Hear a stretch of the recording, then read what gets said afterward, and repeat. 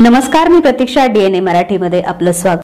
नगर तालुक्यातील आंबिलवाडी शिवारात बनावट नोटा सिगरेट विक्रेत्यांना देत असलेल्या टोळीचा पर्दाफाश करत पोलिसांनी तब्बल 88,20,600 रुपयांचा मुद्देमाल जप्त केलाय.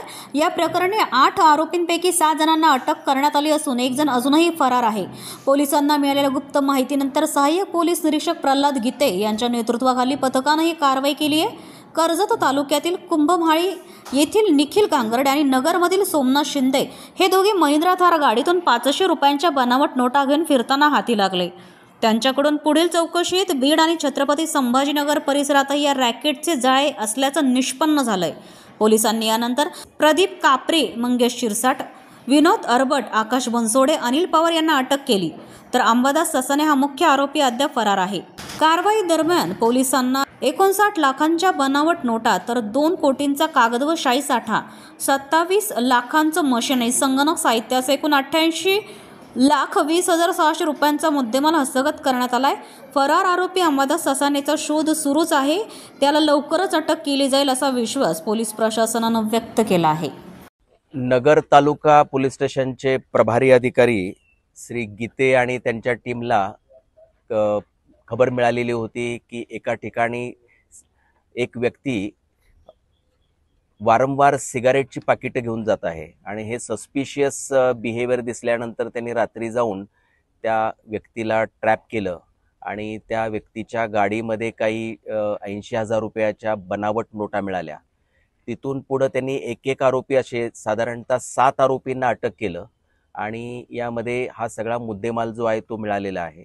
यामध्ये आपल्याला संभाजीनगरमध्ये जे MIDC वाळूज भागामध्ये एक पूर्ण बनावट नोटा बनवण्याचा कारखाना मिळालेला आहे आणि त्या ठिकाणी हे सर्व जे बनावट नोटा बनवण्याचं जे सर्व जे काही साहित्य आहे ते जप्त करण्यात आलेलं आहे. यामध्ये मग बनावट नोटा बनवण्यासाठी जो वापरला जाणारा मोठा प्रिंटर आहे, प्रिंटिंग मशीन आहे ते मिळालेलं आहे. त्याचं डिझाईन बनवण्यासाठी जे लॅपटॉप्स वापरलेले आहेत ते आहेत. त्याच्यासाठी जे कलर कॉम्बिनेशनसाठी जे कार्ट्रिजेस आहेत ते मिळालेले आहेत.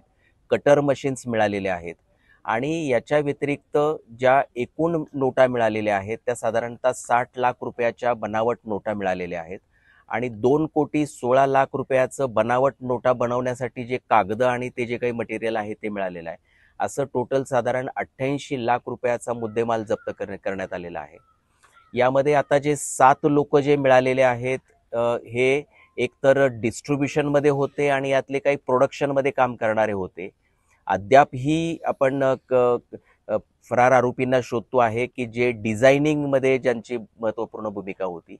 या ज्या बनावट नोटा आहेत या सामान्य माणसाला ओळखता येणार नाहीत इतक्या खऱ्या वाटाव्यात अशा आहेत.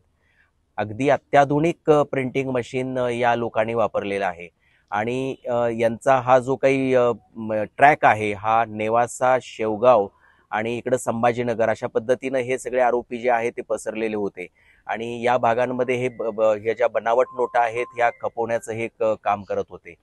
तर या आपण आता पुढे जे फरार आरोपी आहेत तर त्यांचा आपण शोध घेत आहोत. प्रतिनिधी मुंतजीर शेख, DNA मराठी, अहिल्यानगर.